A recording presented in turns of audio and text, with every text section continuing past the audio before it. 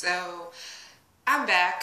I'm Charlie. I'm here just doing a kind of a quick review of Real Atlanta Housewives. What are they called? Yeah, Real Housewives of Atlanta.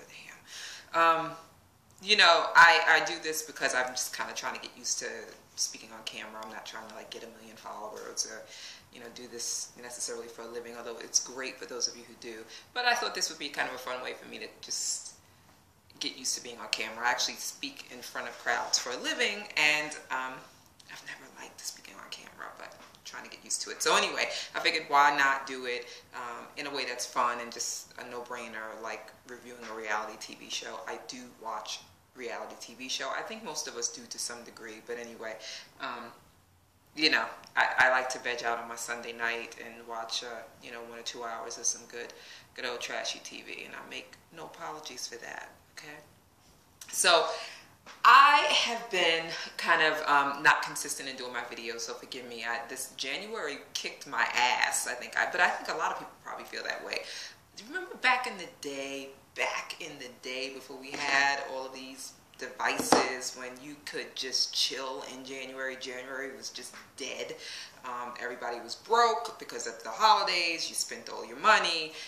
It's dark, the shortest days of the year in January, and it's cold. So everybody was just kind of on the low down, and that's changed. I've been crazy this month. I was sick, and we basically froze our asses off here. I would just say on the East Coast, but really the whole country just has been freezing its ass off. So it's been a weird January, so I haven't been consistent with the videos, so forgive me. I'm gonna try to step it up and be consistent. So we'll see how that goes. But anyway, I have been following, and I've kind of oscillating between which shows I want to cover, right? Because there's 3 shows, well, there's a couple of shows that I watch, but I know for sure Real Housewives of Atlanta was one. But then also I started talking about, in my last video, Blood, Sweat, and Heels, and I just came to the conclusion that, I don't know, that show it's just not grabbing me. I think a lot of people are kind of just not connecting with the characters. I think a lot of the women on the show just are, I don't know, petty in a way that is not even tolerable for reality TV, because we know that reality TV, the basis of these types of shows anyway, is that they're petty. The people tend to be petty, and it creates drama and all of that stuff. But there's, even on that level, there's a certain level of pettiness that one can accept. My ability to accept the level of pettiness that I see on Blood, Sweat, and Heels is just subpar. It's sub-zero. I mean, I can't take it. But I do like Demetria on that show. I think she's pretty cool. I just wish we would get more time to get to know her and understand her. And but I don't know. There you go. So anyway, I'm not even going to talk about that show anymore. I'm just going to, on this particular video, talk about Housewives of Atlanta. See how it goes. Anyway, how do you like that skylight in the back? Isn't that sweet? It's actually covered. There are 2 covers over it. If I were to take that off, it would be like the sun in here. It would be way too bright. But anyway, I think this gets great lighting. Natural light. Natural light is the best. The best. If you can do it in natural light, do it in natural light. I'm talking about videos. So anyway, let's get into Housewives of Atlanta, because I gotta tell you something. They have been stepping it up this season, drama-wise, just insanity-wise. It's just everything is flying off the chain on this show, and it's good old-fashioned, silly, trashy TV fun. Let's call it what it is. I will sit there with a glass of wine on a Sunday night with my little plate of carbs. That's my one night to blow everything in my diet and just eat what the hell I want and enjoy my hour. So anyway, this episode was insane, wasn't it? It was like, this episode reminded me of the episode of Mob Wives in this first season, I think it was, when there was that big blowout fight, and you felt so exhausted just watching it, trying to figure out, well, who hit, just trying to kind of figure out what was going on, that you felt like you had been in the fight yourself. It takes a certain amount of energy to watch a fight. That's why we get hooked on fights. We go to see fights because it gets our adrenaline pumped up, and we expend a lot of energy. We kind of let out a lot of energy watching a pro fight or watching a violent sport or whatever. So anyway, watching this episode, it felt like golly, you know, I felt like I was sitting courtside there on the show with these fools. Having said that, there's a lot that went on, so I'm just gonna get into it. I'm going to call out a couple of people right now, though, and I think you all know who the biggest clowns were here. Nene, please. Apollo, you're next. Coming for you. I'm coming for you at the end of this episode. I'm sorry. I can't anymore. I feel like I've been very patient, but somebody needs to sit down and talk to you. So I'll get to the two of you at the end of the show. But anyway, let's get started. Starting off, I'm just going to run quickly through some of the things that I thought was semi-interesting and just get right to the drama, because that's what everybody wants to know anyway, the drama. Okay. Oh, God. All right, so Kenya's whole sperm me up, knock me up thing. I have to tell you something. Kenya, nobody cares. I just, nobody cares. I can't stress that enough. It feels like a phony storyline. It looks like a phony storyline. I mean, you know, everything she does is so over the top and for the cameras, and she's so she's the pettiest person I think on the show. She will make the snide negative remarks about everyone, and it just makes you not care about her own personal story. I really don't give a damn if she has a kid or not. I'll be honest with you, I think people who are that petty and that negative should not have kids. I think that's the worst thing that you can do, and I don't believe in someone changing because they have a child. I think you need to change your behavior and act like a mature, kind of compassionate adult before you have a child. So anyway, if this behavior on this show is indicative of who she is as a person, really, don't have kids, honey. Just, you know, get a pet and call it a day. Spare us and spare the child that you would have. You know, or adopt. There's plenty of kids that I think need good homes who she probably could help. But anyway, even that, no, just get a pet, Kenya. So they're at the donor clinic, and we're supposed to believe that she has absolutely no knowledge in this day and age, that no knowledge of this process, no knowledge of anything. She's sitting in there, and she's in the doctor's office, and she's like, well, what can I do? What are my options? You know what your options are. You're damn near 50. You know, you have the internet like everyone else. You know what your options are as a woman of a certain age who understands that she's premenopausal. So I didn't buy that either. But anyway, the whole, like, let's take a look at the sperm, and oh my goodness, look at the sperm. She's looking in the you know, that type of stuff I have no tolerance for. You know, grow up. Next. I don't know what to say about that. I mean, she's got some sort of African dude supposedly that she's dating. You know, let him knock you up. I don't understand that whole storyline. I just think it's a stretch, and I'm going to need the producers to do something with Kenya next season or get rid of her, because this is you're asking for way too much here. I can only suspend plausibility, but for so long. All right. So now, moving right along. Candy and her soon-to-be husband. I'm going to tell you something about this guy. What's his name? Shoot, I don't even know, but I like him. He's getting a bad rap on this show, okay? And there are things that you can control in how you present yourself on these shows that, you know, you can control. And then there's the rumor mill, and he's getting a bad rap. I mean, they are tearing into him, between Candy's mother saying that everyone thinks he's a dog and that he screwed her best friend, and I mean that is trashy, low kind of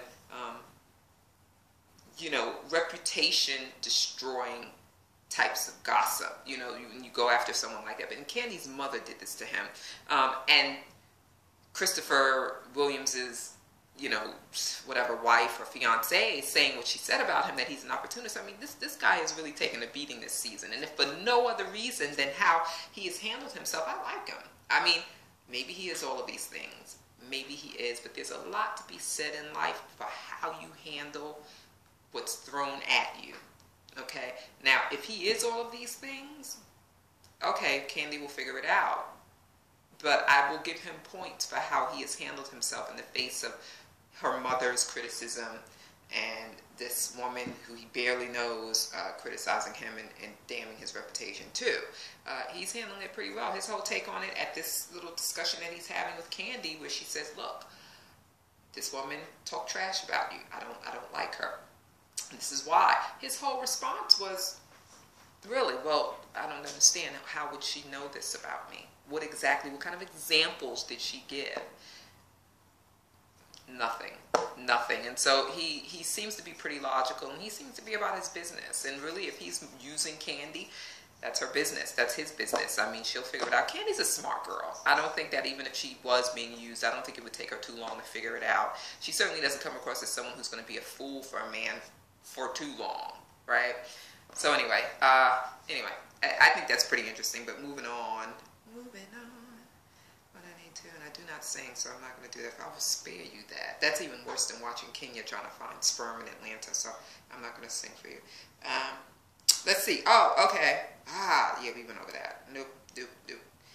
Phaedra's a fabulous. Why the hell am I very adorable? Oh my God. Phaedra's a bit. Ow.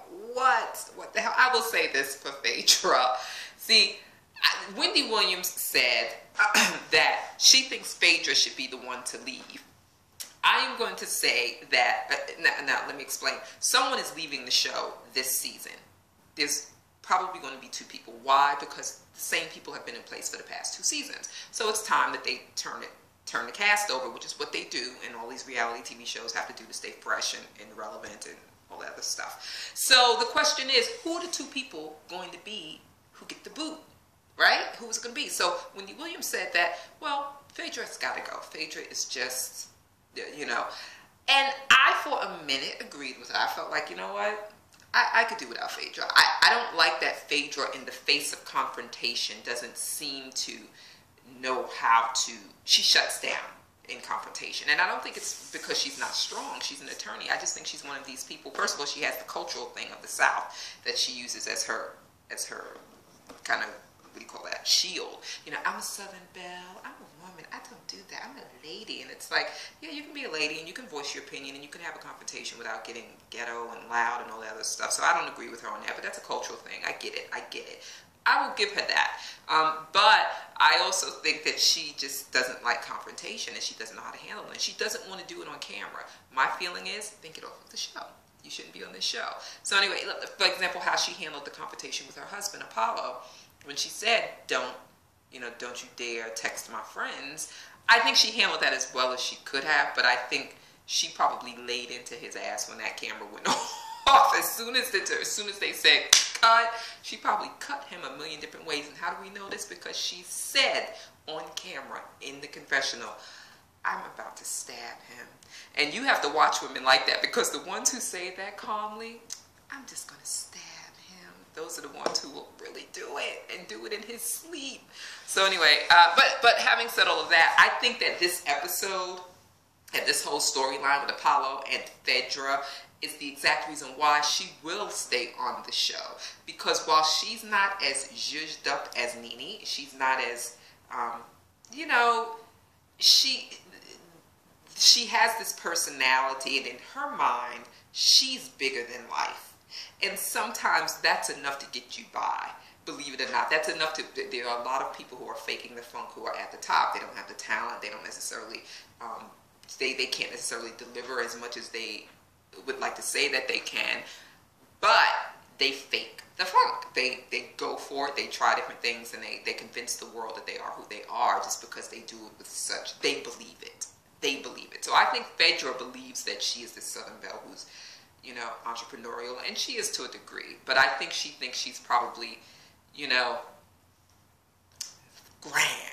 And you can tell in moments like this that is the case. And I think it's hilarious. There's nothing wrong with that. I think it's freaking hysterical. So the party is the prime example of this, right? She couldn't just have a little party for her baby like everyone else. Throw some people in a room and, get some good food and some beer and liquor in there and call it a day. She had to have the president is coming, Mr. President, and the family. And I know a lot of people, didn't like that, but I thought it was pretty funny. I will say that whole dance, she did go a little too over the top. The dance, right? it would have made more sense if she had done the dance and then said to everybody, come on the floor, let's come on, everybody, have a good time. But she said, she did her little dance, her little whoop whoop, you know, she's showing her little coochie, you know, she's kicking her legs up in the air, which is a little too much kicking for me, honey. You're showing a little too much, but that's okay. Just watch that. She's doing her little high kicks and she's got her thing going. And then she tells everyone, okay, thank you. Now, you all can go have dinner, go eat.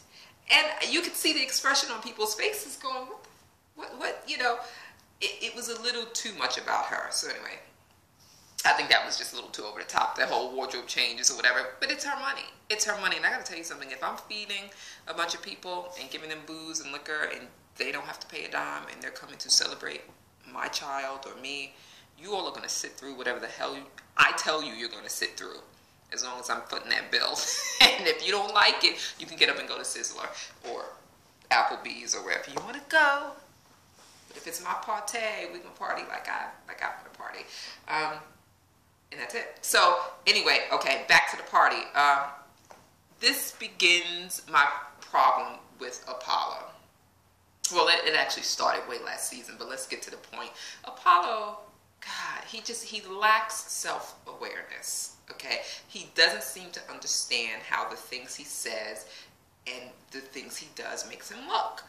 Now, he may have felt in his heart, I don't want to be here. I hate these people. I don't know them. I just want to eat. I want this woman to leave me alone. I think this is stupid. He could have thought and felt that, but he articulated it again and again, and it made her look stupid. It made him look stupid, and it disrespected his kids and the guests who are there, right? So, Apollo, I think, you know, stop it. You know, grow up. Just grow up.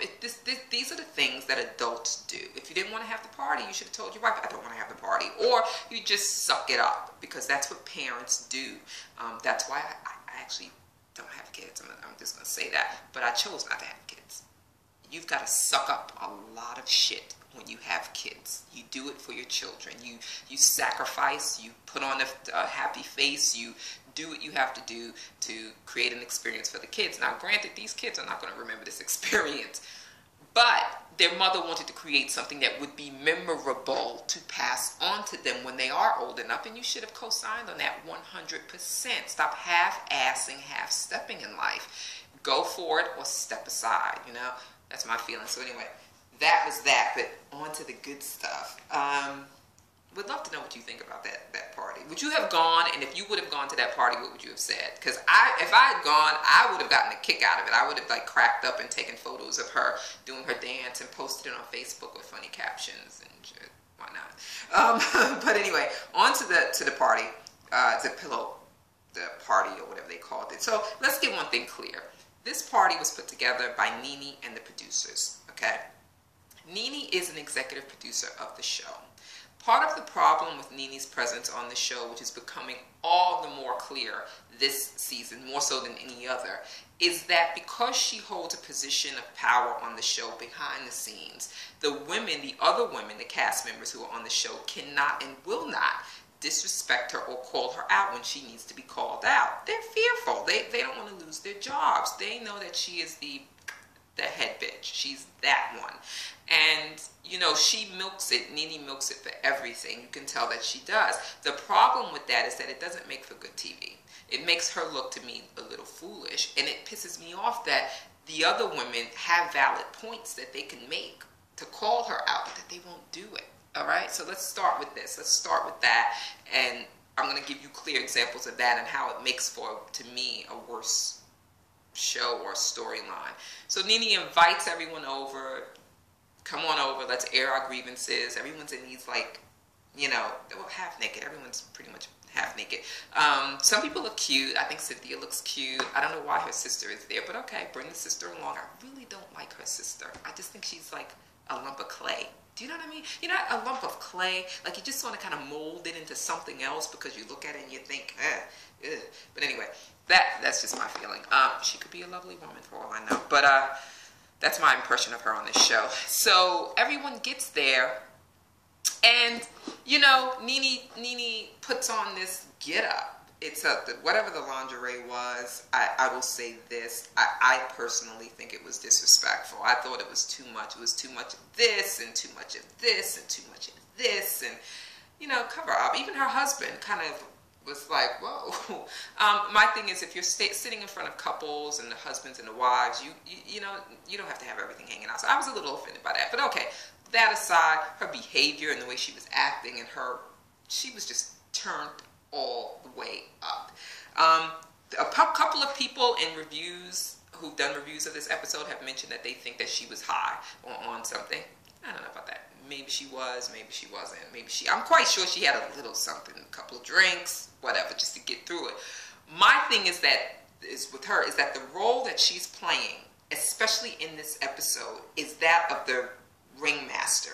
You know, you ever been to a circus and the ringmaster comes out and they have the top hat and they're very theatrical and they're setting the stage and the tone, and it's very like, welcome, and they walk and they do the big strides and the theatrics. And so I do believe that Nene was coached to do that by the producers. And I think she fell for it hook, line, and sinker. I think she felt like, yes, because I'm that chick, I will be that. But anyway, it was over the top. It was offensive.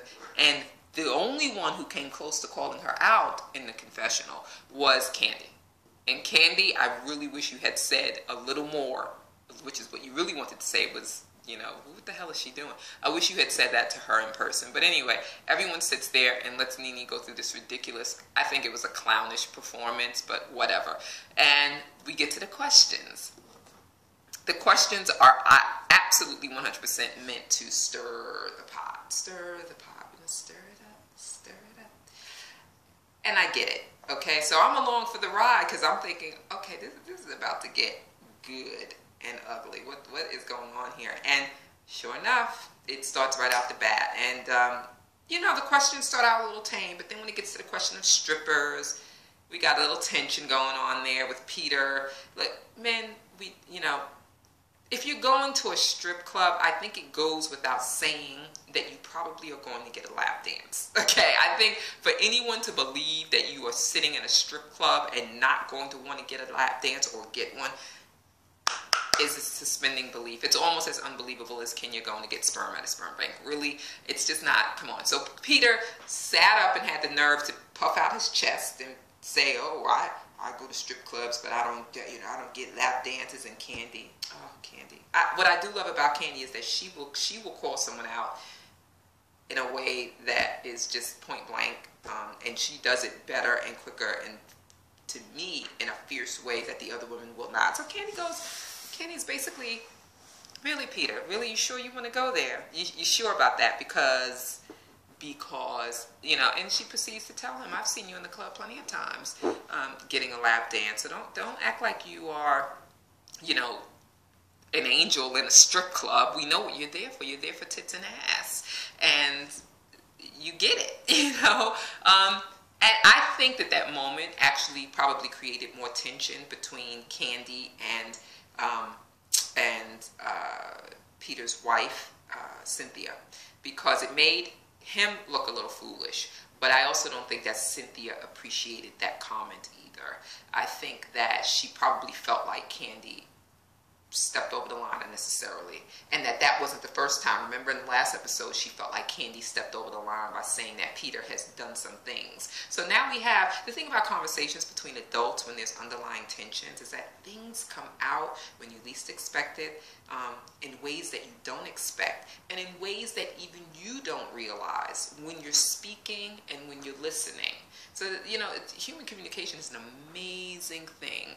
We very rarely say everything that we mean to say, and most often than not, we actually say more than we need to say. That's why if you really want to know what a person thinks, if you really want to know where a person's head is, just listen.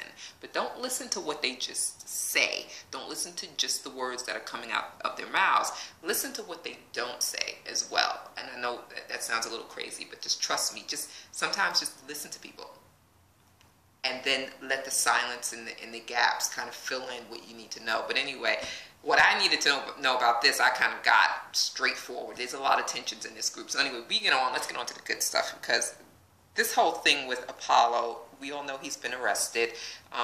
There are dumb criminals and there are smart criminals. And, you know, clearly he falls into the dumb as dirt criminal, like it's pretty clear to me why you were in jail and what, but so anyway, he stands up like a fool and he's like puffing out his chest and he's like, I spent $8,000 in strip clubs, and I think that was the screeching wheels heard all around the world. It was like, okay, it's not your money, you stole it, and we all know this now.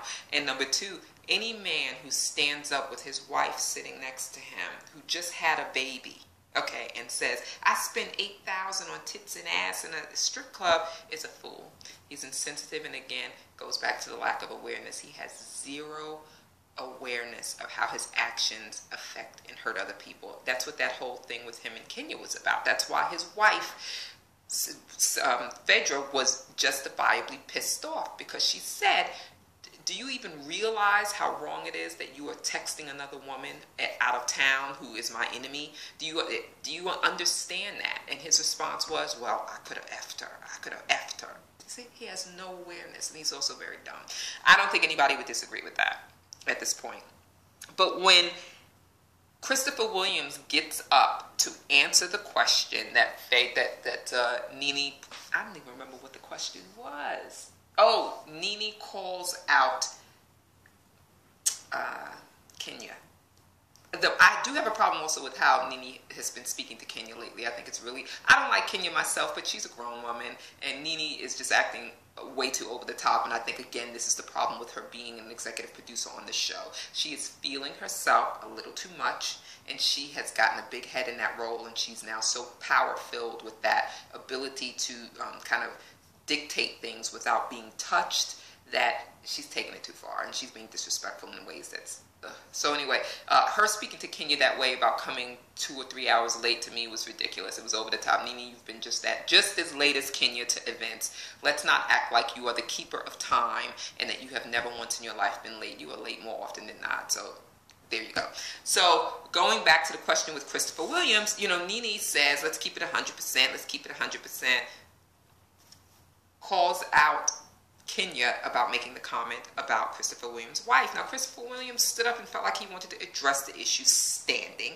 He opens the answer with, he's wrapping his robe up and doing all of this, and he goes in hard already by saying to Kenya, I don't know what kind of medication you're on.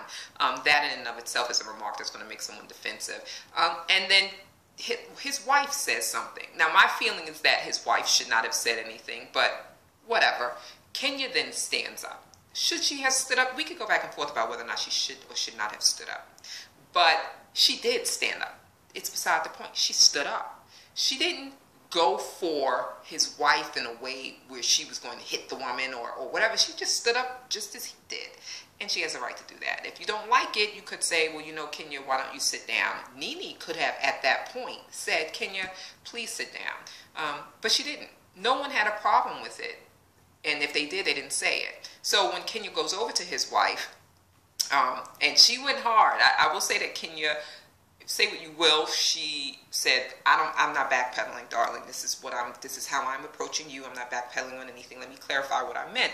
Christopher Williams, at that point, should never, ever, a man should never put his hands on a woman, especially if there is tension between the two of you and you don't know that woman. You don't put your hands on me. You just don't touch me. You can verbalize what you want me to say. If I touch your wife, then okay, maybe, pull me apart or whatever. But the way that he touched her, when she turned to him and said, don't touch me, that right there tells you that he was out of line. She felt threatened by him touching her, and that's all that's needed. That's all that, if a woman feels threatened by you as a man putting your hands on her, it's a wrap, And so then it blew up and it got crazy. I will say this. Christopher Williams' wife, she's another lump of clay. She made herself look pretty foolish in the last episode, and she didn't help her cause at all in this one, because I think that she should have been addressing Kenya or, whatever the case may be, but she didn't. And it just escalated. Kenya, Kenya's friend in the robe, I forget his name, but the dude in the red robe with the red pajamas on, he jumped up to her defense, and rightfully so. It was her assistant, and he says, I'm sorry, you don't touch her, don't put your hands on her. And he was very, to me, as respectful as he needed to be in that moment. You look, man to man, don't put your hands on her, okay? And then it got out of control. Peter had the situation under control, right? Because Peter grabbed, Kenya's assistant and had him. Peter had a strong grip on him. He wasn't going anywhere. I don't know how or why Apollo jumped up to this. I mean, I've heard all kinds of things. I've heard that, he and Peter, and he was defending his man. But whatever the case may be, he took it to another level that he didn't need to do. Again, this is the dumb criminal in him. Surely you're on some kind of probation. You've been in jail. You know that you are doing things illegally, that you have been performing illegal activity that you could be arrested for, and you are going to add to that the fact that you're assaulting a man on TV in front of the cameras. It's just, I don't know, he's just not that smart. But anyway, he went hard. I just think, whatever he went through in prison, I think it may have really damaged him. I think he just snaps. So anyway, he did, and he got a couple of hits in, I think, on the poor guy in the red pajamas. But it was just an ugly scene. And the ugliest part of it for me was actually how Nene responded to Kenya, because Kenya again is a woman, and this man Christopher Williams put his hands on her, and all Nene could do was step in Kenya's face and yell at her for standing up and blame her for this whole thing. Really, Nene, it's your fault. We all know that. You created this. You orchestrated this entire spectacle. You ringleader, ringmaster of this circus. This is you. So, and the fact that she was yelling at Kenya like she was 5 years old and putting her hands in her face, that right there could not have been me. I have to be honest, it could not have been me. You don't talk to me that way. You don't yell at me. You don't dare. And then to tell her you're not going anywhere. Whoa, Kenya's better than I am. I certainly would have, at that point, it would have been a wrap. But interesting. This is just the beginning, because apparently the rest of it happens next week after the Super Bowl. And that's when, Candy and Cynthia are going to go at it. And that's going to be kind of something, because you never see Cynthia going at it with anyone. But I saw one of the previews where she lays in and has her hand in Candy's face, and Candy's like, you better back off. So who knows? But anyway, I don't know. This was just kind of crazy. You guys let me know what you think. I don't know. After looking at this episode, I'm going to say it's clear why the show wants Phaedra and her husband to stick around, because they are the height of dysfunctionality. For all that Phaedra says about who she is, and I'm an attorney and I'm this, she is married to a douchebag. She is married to someone who is not very bright, dumb as they come. And that dysfunction comes with a lot of storyline. So Bravo is not dumb. They keep her around for the drama, and because she's got a little quirkiness herself with the funeral business and her hustle, she's always trying to find a new hustle, and her grandiose kind of personality. So I think she will stick around. I think the ones who can leave are the ones who were the quietest in this party. Think about it. Who was the ones who didn't have anything to say? Certainly Cynthia's sister can go, and she will. But of the regular cast members, what's her name? I don't even remember the girl's name. The one who's married to, Jesus, the young ditzy one. I don't remember her name. Yeah, the young ditzy one who was married to Cordell. See, I remember his name, but I don't remember hers. So yeah, she can go. She's pretty much, like watching paint dry, and she's not that bright, and you don't really get anything out of her. So she can go. And who else? Who else should go? Phaedra, Candy. No, I'm not really seeing who else here. I don't know, but I do know that yeah, she can go. I think Phaedra needs to stick around. So anyway, you guys tell me what you think. I tell you, my thing is if you are going to come on to one of these shows, you should definitely have a game plan. I think what happens, and I'm just going to say this before I wrap up and shut it down, keep in mind this. The reason stuff like this happens on camera is because they get so used to having the cameras around. Now, granted, this was more of a stage situation, right? But it still holds true in this situation. They're so used to having the cameras on, following them all day, every day, that they drop their guards and they forget that they literally forget that the camera is there. Even though it's in their face, even though it's there, they begin to live their lives as they normally would, and they they slip up, like we all do in real life. They slip up. They say things and do things that makes them look stupid, that incriminates them further down the road, and that's what reality TV is. You know, it's them being followed by a camera and losing that apprehension and that self-consciousness that you'd like to think that they would always have. But that's not human nature. We adapt to everything. We adapt to all of the cameras and everything. And after a certain point, it's like they're not even there. So I'm going to say something that might come off crazy, or I'm going to do something that may not make me look that great, because, you know, this is now my life. This is my norm. So anyway, this is their norm. All right. So I'm not watching the Super Bowl tonight. I actually have a lot of work to do. But anyway, other than that, yeah, those were the main points that I wanted to make. Let me know what you think. Let me know what your thoughts are, please. Nene's Pillow Talk, Nene's outfit. Portia, that was her name, Portia. She can go. You can go, Portia. See ya. Exit stage left. Spending $5,000 on strippers. Yep, far worse. Yeah, this is Nene's got it. I think Nene should go. I think Nene, I'm just going to say this about Nene. Nene, take a break. The fact that you have been kicked off the show, off of that other show, the TV show you were doing, you've yet to get any more offers that we know of. This also makes you look very desperate. You certainly would have been better off taking the Chitlin circuit play that Candy is doing than doing this. Say what you will about Candy, but she's a hustler. Candy does not wait for opportunities to come to her. She creates them. She didn't sit around waiting for someone to say, will you be in my play? You know, will you come act in our show? Candy said, screw that. I'm going to create and produce a play. And she did it. And it's actually doing very well. So, Nene, you might want to just bring it down a couple of notches. You know, a little humility goes a long way. All right, that's it for me. Yay, I'm going to try to keep doing this. I'm going to try to keep it a lot shorter and smaller and tighter, I promise. So we'll see what happens. See you next week. Bye.